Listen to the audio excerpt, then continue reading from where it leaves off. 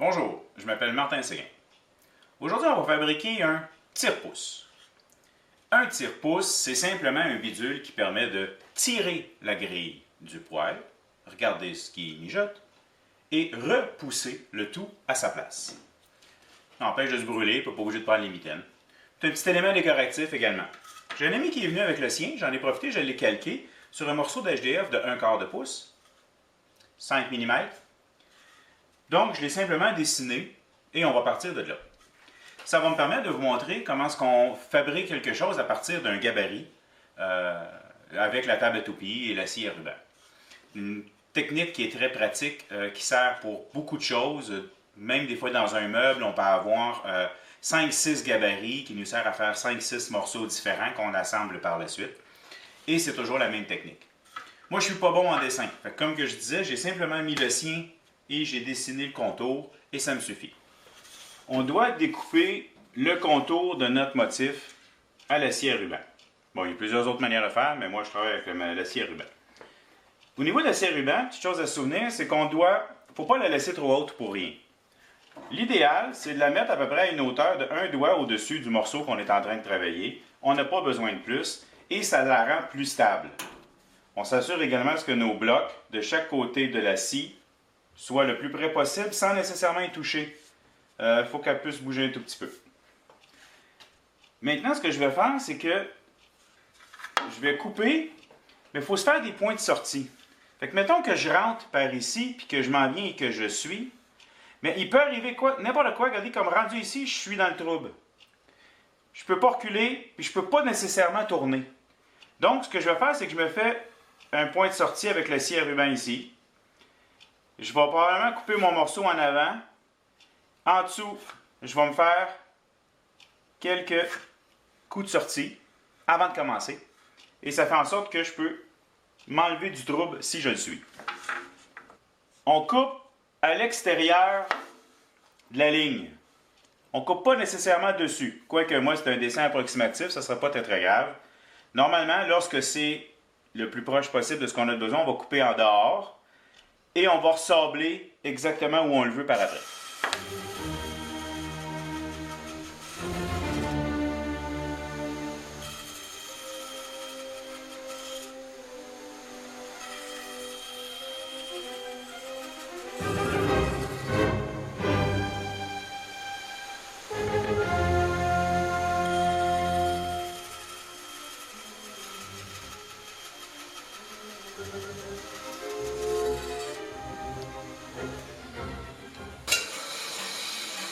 J'ai fait mes points de sortie. Bon, je n'ai un inutile, là. Ce qui compte, c'est surtout d'aller dans les creux et de temps en temps au cas où. Donc, on va dans les creux parce que c'est vraiment un endroit où on ne pourra pas nécessairement sortir. Maintenant, la vraie découpe.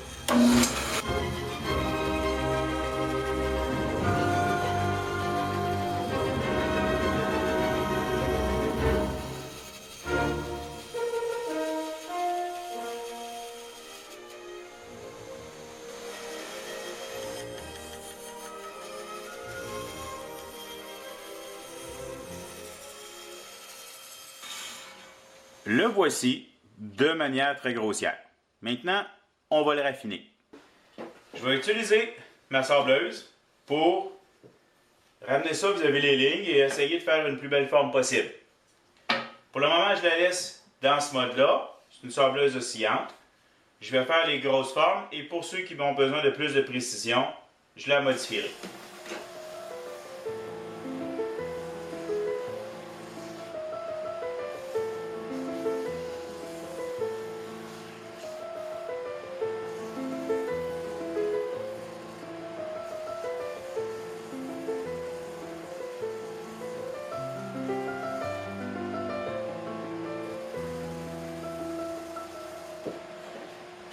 Maintenant que ce manchon-là, je vais être plus précis, mais j'ai des raccoins que je ne pourrais pas aller. Je vais les faire à la lime.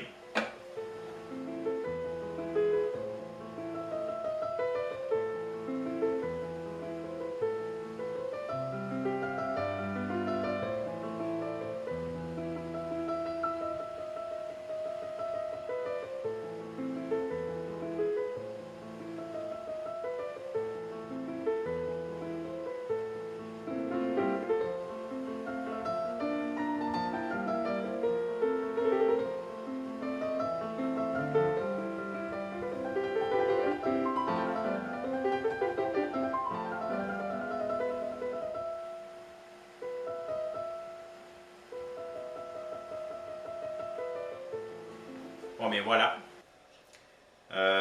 C'est supposé d'être un écureuil, mais je l'avoue, ça a plus l'air d'une tête de chien qu'un corps d'écureuil un peu, là.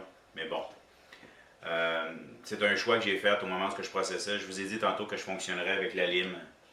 Ce que j'ai réalisé, c'est que si je vais trop creux avec la lime, le but de ce gabarit-là, c'est de s'en servir sur la table à toupie. Donc, avec un fer, avec un roulement, qui va nous permettre de faire tout le contour et de suivre notre mesure. Eh bien, si je vais plus petit que ce que mon fer est capable de rentrer, bien pour chaque morceau, ça va devenir compliqué de faire le contour comme il faut et je vais être obligé de sabler à chaque fois. Ce qui fait que j'ai décidé d'y aller comme ça avec le petit barillet pour faire ma forme. Chose importante à faire lorsqu'on fait un gabarit comme ça, puis qu'on va l'utiliser justement avec la table à toupie, il faut qu'il soit parfait. Il ne faut pas qu'il y ait de petits coups. Il faut vraiment qu'il soit doux partout. Et parce que le fer à toupie avec le roulement va suivre ce motif-là. Et si on fait une erreur, eh bien l'erreur va être reproduite sur chacun de nos morceaux. Donc on s'arrange pour que lui soit le plus parfait possible au niveau de ses formes et de sa douceur. Donc on le sable comme il faut pour qu'il soit très doux, sans petite encoche. Maintenant que mon gabarit est fait, je suis au même point que mon amigo que je vous parlais qui était venu avec son petit gabarit, ou le sien. Maintenant, je suis prêt à faire les autres étapes.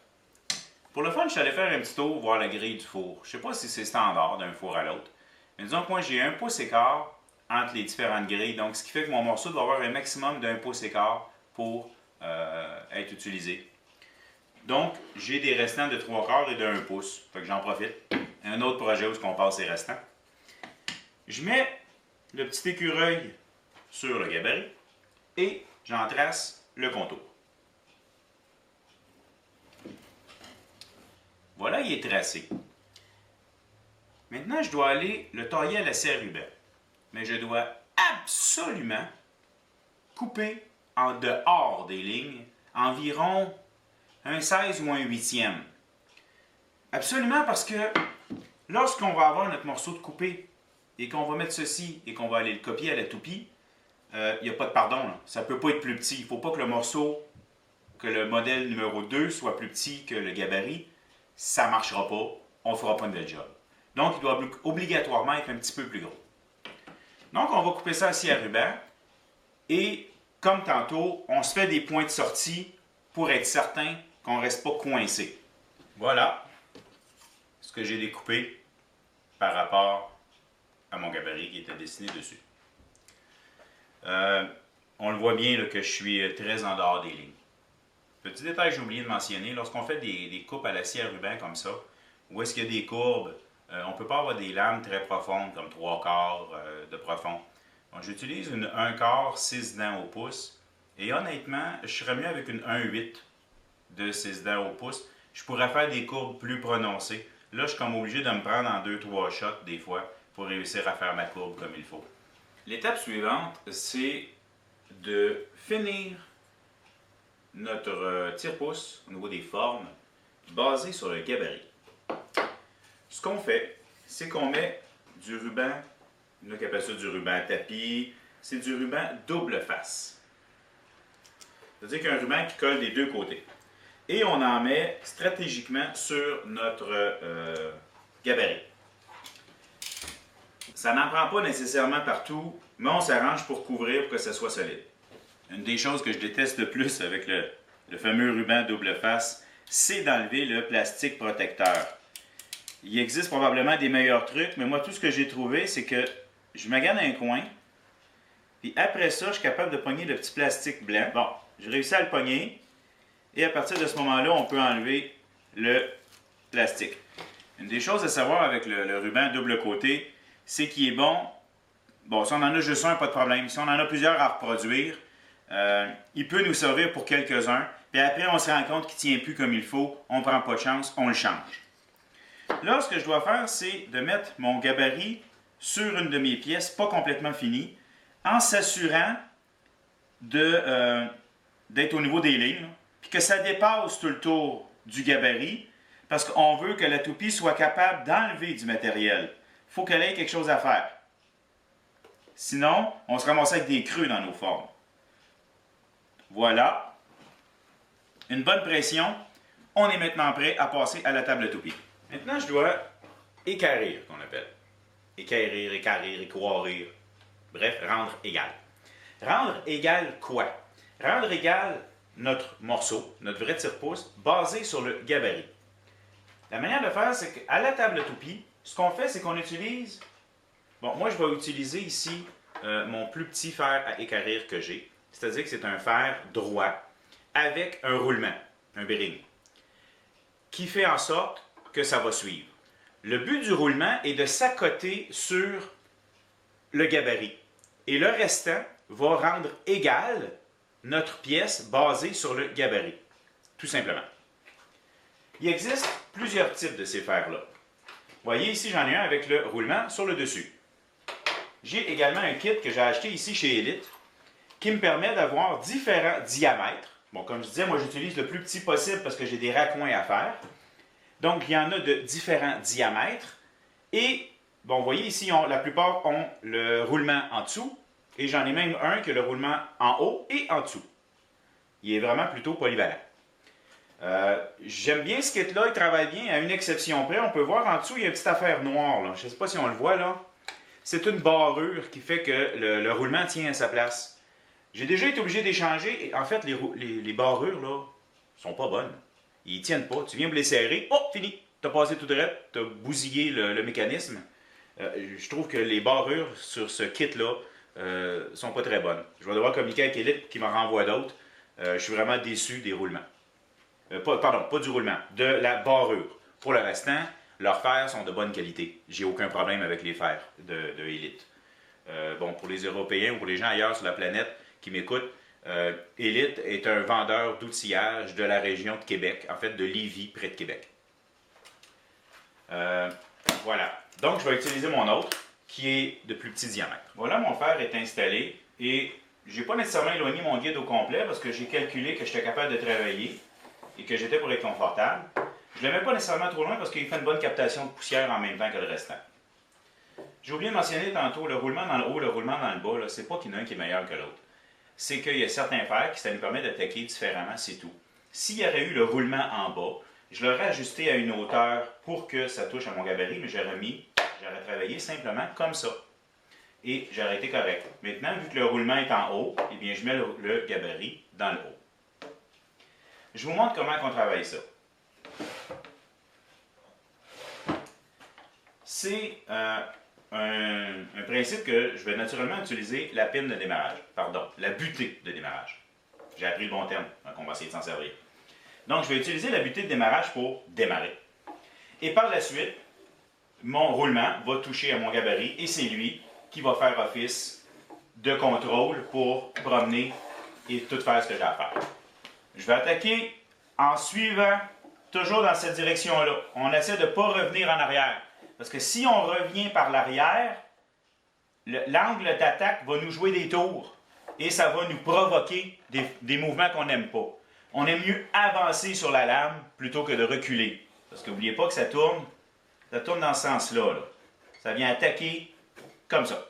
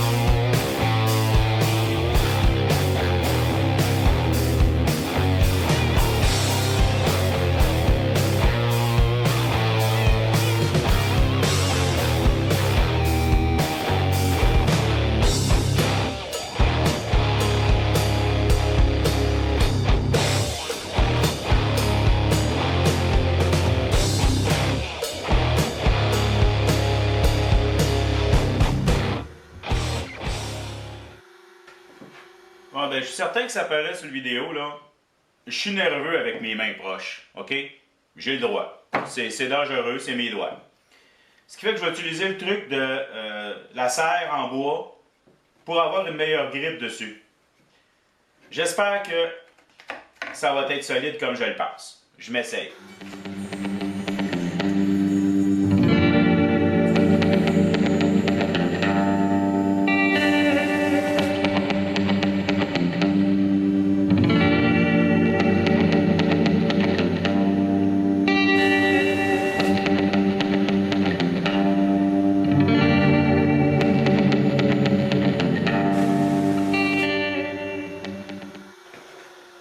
Bon, ben, je vous présente mon nouveau meilleur ami. Ça va vraiment bien, c'est solide et ça nous permet d'avoir un meilleur contrôle et une meilleure sécurité en fait. En plus, vu que c'est en bois, ça n'endommage pas ma pièce. Maintenant qu'elle est terminée, écoutez, j'ai même été capable de leur faire mon petit bout qui n'était pas correct. Pour les imperfections, les endroits où le bois a arraché, c'est dû à ma mauvaise manipulation. Je vais corriger ça au papier sablé. Et je vais recorriger ma forme pour qu'elle soit à mon goût pour mieux reproduire ça sur les prochains. Bref, c'est assez concluant, mais il faut faire attention, comme je disais, on y va tranquillement. Une chose aussi que j'ai constaté, les endroits que j'ai fait plus d'erreurs que d'autres, c'est ceux où j'avais laissé plus de bois. Donc à ce moment-là, ce que j'ai commencé à faire, c'est comme de faire une première passe sans aller au fond, sans m'accoter nécessairement sur le roulement, juste comme pour en enlever un peu. Et lorsque je voyais que c'était moins épais, là, je pouvais y aller jusqu'au roulement. Parce que sinon, ça y en fait trop à enlever. Et c'est là que ça va arracher. Ça, je l'ai vécu juste ici, sur les oreilles en haut. J'en ai trop demandé et j'ai un éclisse qui est parti.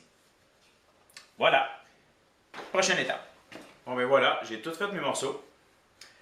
Mais j'ai eu une petite mésaventure quand je suis venu pour décoller mon gabarit. Eh bien, du MDF ou HDF d'un quart, ce n'est que du MDF ou HDF d'un quart. Il m'a laissé tomber. Pauvre petit lui. Ce qui fait, ça m'a permis aussi de réaliser, de vous dire en fait, c'est qu'à partir du moment qu'on a fait une pièce, cette pièce-là peut servir de gabarit pour les autres. C'est ce qui est arrivé. Et même en fait, là, je les vois, sont collés ensemble, je viens de les terminer, c'est celui-là, le dernier que j'ai fait. Et là, je peux même pas vous dire c'est lequel des deux qui est mon gabarit. Je sais plus. C'est pas grave. On le peut prendre puis s'en servir pour un autre. C'est difficile à décoller. Pas mal difficile. Donc, on peut prendre un petit gratteux et à ce moment-là, c'est fait.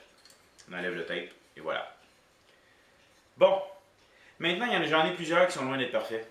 Ce que j'ai décidé de faire, c'est de ressortir la sableuse et de raffiner avant de passer à la prochaine étape, qui va être, avec un fer à toupie quart de rond, de venir arrondir tout le tour. Donc, pour le moment, je peaufine mon sablage. Me voilà à l'étape où je vais arrondir toutes mes arêtes. J'ai un fer, un quart de rond avec un roulement. Et avec la butée de démarrage, je vais embarquer et je vais faire le tour des deux côtés.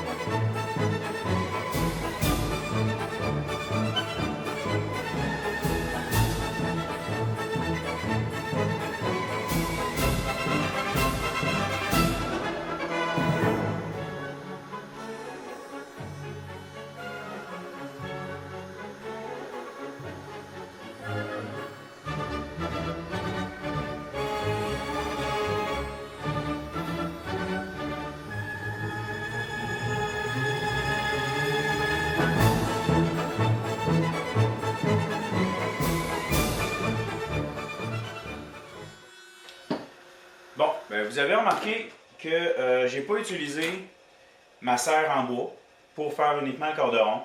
Le corderon est un fer qui accroche beaucoup moins. Il y a beaucoup moins de chances que mon morceau parte comme tantôt. Donc, c'était plus facile de le tenir avec mes doigts et j'ai eu aucun coup. Ça se travaille bien. Maintenant, un petit dernier sablage pour peaufiner tout ça. Et mon tire-pouce est terminé. Pour la finition, libre cours à vos fantaisies. Teindre, pas teindre, mais une couche de protection comme un vernis, de l'huile ou de l'huile minérale à votre guise. Moi, je vais probablement en teindre quelques-uns et toutes les vernir. Et bien voilà, c'était comment créer un tire-pouce à l'aide d'un gabarit sur la table à toupie. J'espère que vous avez apprécié. Merci.